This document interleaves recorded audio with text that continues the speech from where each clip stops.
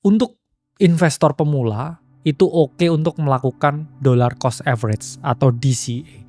Sementara mereka yang baru masuk itu haram hukumnya untuk melakukan lump sum. Apa itu DCA, apa itu lump sum, kita akan jelaskan. Nah, jadi teman-teman, kita ini ada di tahun ketiga di bull market.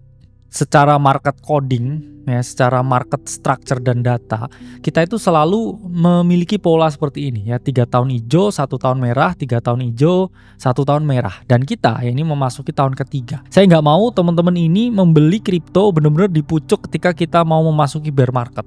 Yang ada ya ada potensi drawdown sesuai dengan siklus-siklus sebelumnya 70-80% sampai 90%. Saya nggak bilang akan ada bear market dan juga aset turun 90% ya, tapi sesuai data sebelumnya crypto winter itu selalu ada. Mungkin ya nanti ketika adopsi udah tinggi ya kita berharapnya penurunan itu tidak sesignifikan itu. Tapi balik lagi teman-teman, selalu ada koreksi di market, selalu ada drawdown yang luar biasa gede. Yang mana saya nggak mau teman-teman ini masuk ke dalam waktu yang mana harga ini mau mengalami yang namanya drawdown. Saya nggak mau teman-teman melihat ya asetnya mengalami penurunan nilai. Dan untuk teman-teman yang baru masuk sekarang, saya bilang haram ya hukumnya untuk lump sum.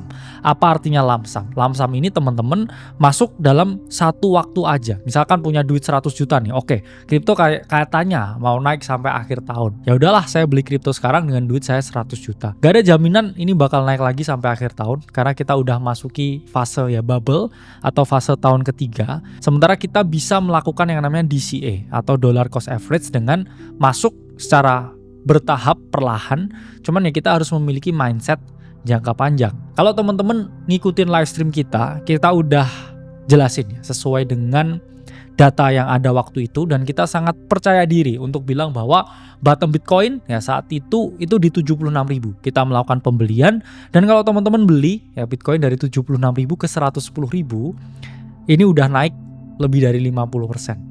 Bayangkan teman-teman, kalau itu teman-teman melakukan lump sum yang strateginya punya duit 100 juta, sekarang udah jadi 150-an juta ya. Jadi nggak ada salahnya ya untuk melakukan yang namanya take profit. Jadi lump sum itu ya, ini seperti ini.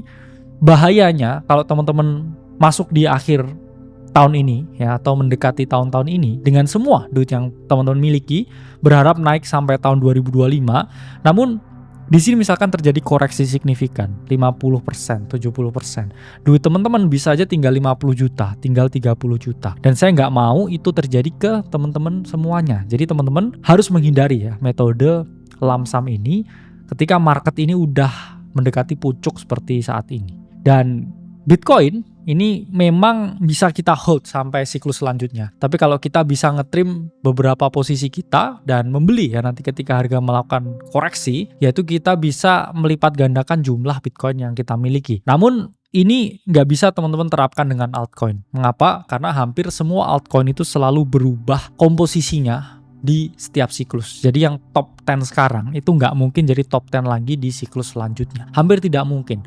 Itulah mengapa saya ngomong kalau sampai akhir tahun ini ya teman-teman posisi altcoinnya lebih baik di take profit semuanya. Kecuali ya itu Bitcoin ya. Kalau Bitcoin tuh nggak apa-apa. Tapi kalau altcoin lain, not financial advice, tapi saya rasa mengurangi exposure di altcoin itu bisa menjadi cara ya yang bisa kita lakukan. Nah, timbul pertanyaan, ketika saya baru tahu kripto sekarang ya, baru lihat nih Bitcoin di video ini, atau misalkan ketika kita melakukan live stream, gimana sih caranya saya ini pengen punya exposure di kripto tapi saya pengen aman ya, teman-teman bisa menerapkan yang namanya metode dollar cost average. Jadi dollar cost average itu metode di mana teman-teman masuk Bitcoin ini mencicil ya, anggap aja seperti tabungan. Misalkan teman-teman punya 100 juta, nggak teman-teman masukkan saat ini juga 100 juta, tapi mungkin sekarang beli 10 juta ya, bulan depan 10 juta lagi, 10 juta lagi, sehingga kita bisa membangun harga beli rata-rata yang bagus ya, dan kita nggak akan terkena yang namanya potensi drawdown kalau kita melakukan lump sum. Di beberapa platform yaitu memang ada ya fitur DCA otomatis di mana kita bisa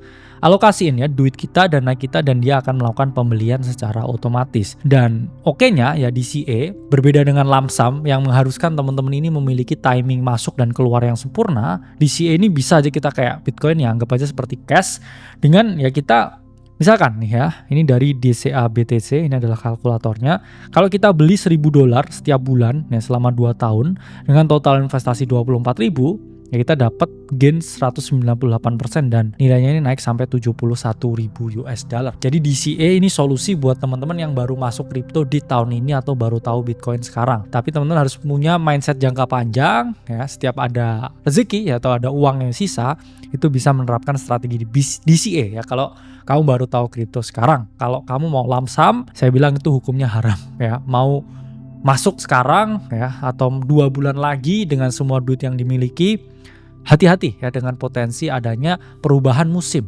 ya, dari musim panas ke musim hujan. Saya nggak mau kamu keluar rumah nggak bawa payung, nggak bawa jas hujan terus kehujanan ya. Saya nggak mau kamu sakit. Jadi kamu harus tahu ya bahwa ada musim yang mungkin dan bisa berganti.